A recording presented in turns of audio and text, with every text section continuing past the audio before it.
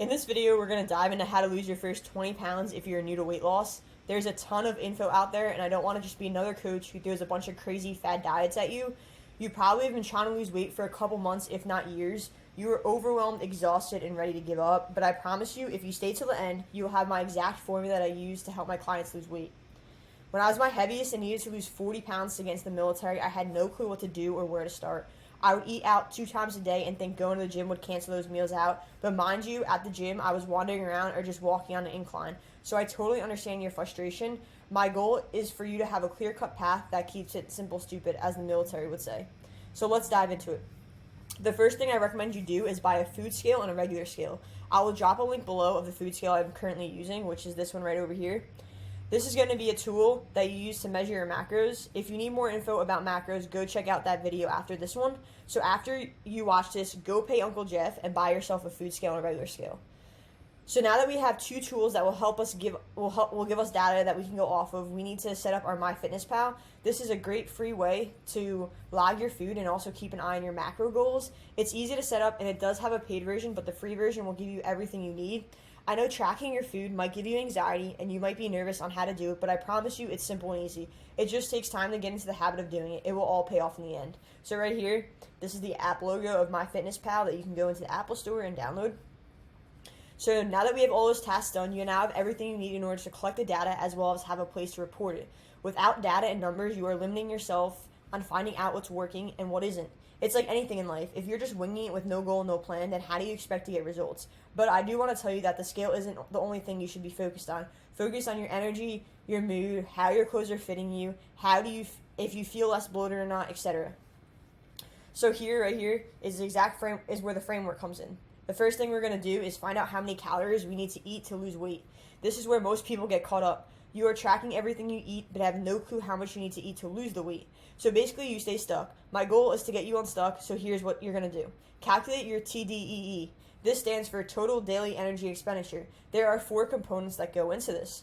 So here are the 4 components. Your NEAT, your non-exercise activity thermogenesis. This is your calories burned from walking to working. So everything you do around your day, going out to the grocery store, picking your kids up off the ground, all of that is your NEAT.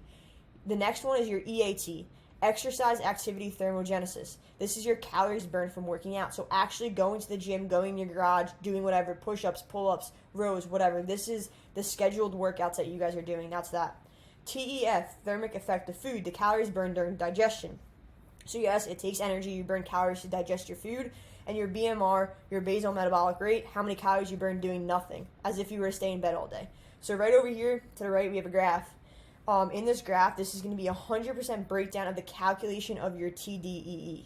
So what we just went over. So if you look at it, your BMR and your NET, so the two things that you do daily without even trying, play a huge role in this.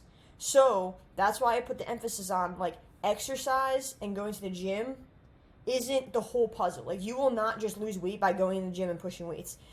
BMR, how much you're burning daily just laying down and doing stuff throughout the day that contributes to that is very, very important because that makes up 85%. So just that's a little overview of how the TDE is so important and how if you overestimate, if you say you're very active when you're not really that active, that will give you a higher caloric intake number, which might also be a reason why you aren't losing weight. But let's get back to it. So once you find your TDEE, we can take about 300 to 500 calories off to put you in a caloric deficit. So this is important. A caloric deficit is what you need to be in to lose weight. So you have a caloric deficit, then you have maintenance. So maintenance is hey, I'm not losing or gaining. And then you have a surplus, which is you want to gain weight. So we want to be in a deficit. We want to be under maintenance. So for example, say your TDEE was 2,200 calories to maintain where you're currently at. Not to gain, not to lose. We would need to cut this off by 300 to 500 calories in order to lose weight. So we would start at an estimated 1,700 calories. Emphasis on estimated. Nothing's exact. Everyone's body's different. Everyone functions differently. Everyone puts out a different amount of energy and effort. So it's all estimated. Now, the next question you might have is, okay, if these are my calories, how do I know how much of each macro to eat? So it comes down to preference, and everyone is different. This is why I focus on calories and protein. A good rule of thumb, though, is 30% protein, 30% fats, and 40% carbs. Like I said, this can fluctuate. So for the 1,700 calories, this would break down to 127 grams of protein, 170 grams of carbs, and 56 grams of fat. So remember, the 1,700 is what we're eating to lose weight. The 2,200 in this example was your TDEE. So, you have to be able to separate those two, and that's where people get confused in the MyFitnessPal. If, like I said, they overestimate or they're eating the calories that the MyFitnessPal puts in there. There's a bunch of different things. But for this example, off of 1,700 calories, this would be about the breakdown. Like I said, some people they don't really like fatty food, so we can lower it. But with that, make sure fats are at least at 20%. 20% of your daily caloric intake are fats, at least. So here's how I calculated this. 1,700 calories times the percentage of the macro. So up here I said 30%, 30, and 40. So that's what these numbers are right here. So the percentage of the macro. You're taking the whole amount of the calories times the percent of the macro will give you these numbers right here, the 510 and the 680. Now you're dividing it by how many calories each gram of that macro is. So for protein and carbs, there's 4 calories per gram. So that's why I divided those by 4. Fats is 9. So fats are more dense. They add up to be more calories. So 4, 4, and 9 are what you're going to do, and that will get you these numbers up here. Another tip for your protein is 0.8 to 1 gram per lean body weight. So say you wanted to be 150 pounds, you'd be eating between 120 and 150 grams of protein. But in my opinion, there's no such thing as too much protein. There's been studies done that show that we tend to undereat protein. So now that we have our macros and our calories estimated, we are going to head back into MyFitnessPal and edit the calories to reflect this. This is important because the calories that MyFitnessPal gives you are usually way off. This can be due to you overestimating how much you do during the day or eating the extra calories it gives you from doing exercise. So let's get these changed, and now we have everything up to date. So with MyFitnessPal, like I was kind of saying earlier, it will add, if you do a workout and you burn 300 calories, it'll add that into what you can eat. Cancel that out because that's not true. That can cause you to get stuck. 300 extra calories a day times 7 is 2,100 calories, and that's almost 3,500 calories is 1 pound. So, do the math.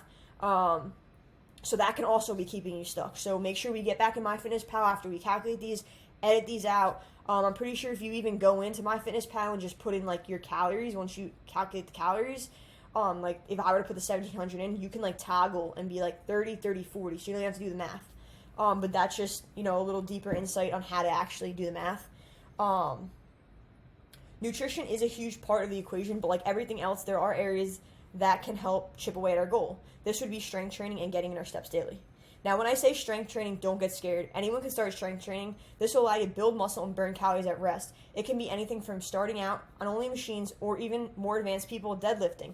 Everyone is at a different level, and that's totally okay. The worst thing you can do, though, is compare yourself. So remember, this is your journey.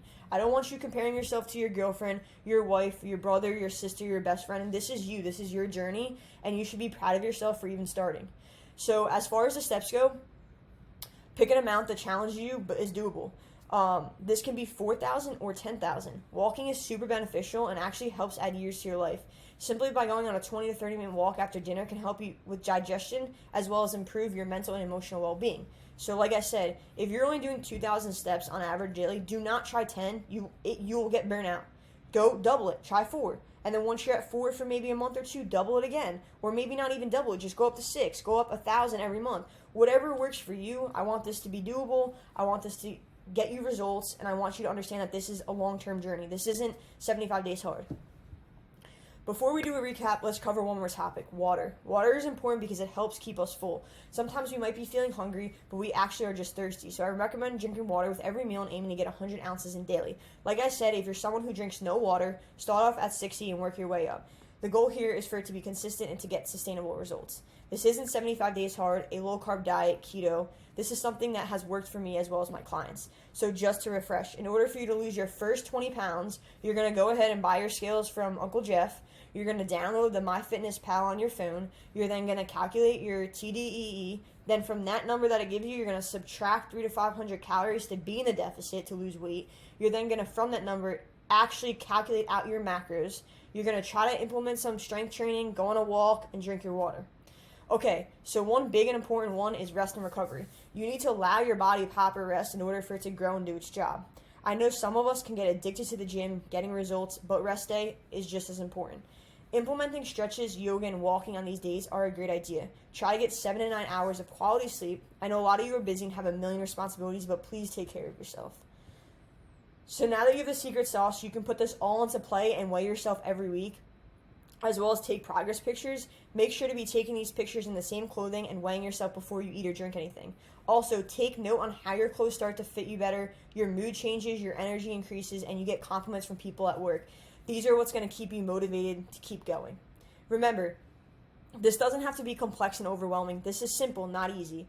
This isn't another fad diet of losing weight and gaining it all back. With these methods, you will learn portions, food quality, and how powerful your mind can be if you are dedicated. If this sounds like something you would like help with, maybe it's that you lack self-discipline and motivation, you follow something for a month and then fall off, then definitely look into my one-on-one coaching. I implement all this but provide you the workouts, the nutrition, and you have the 24/7 access to me. This is for people, though, who are serious about changing their life and are ready to invest in themselves. I will drop the link below. With that being said, I'm excited for you to get yourself on a path of being confident, holding your head high, and loving who you see in the mirror. I know you can do it. I'm cheering you on. Remember, we all start somewhere. I'll see you in the next one.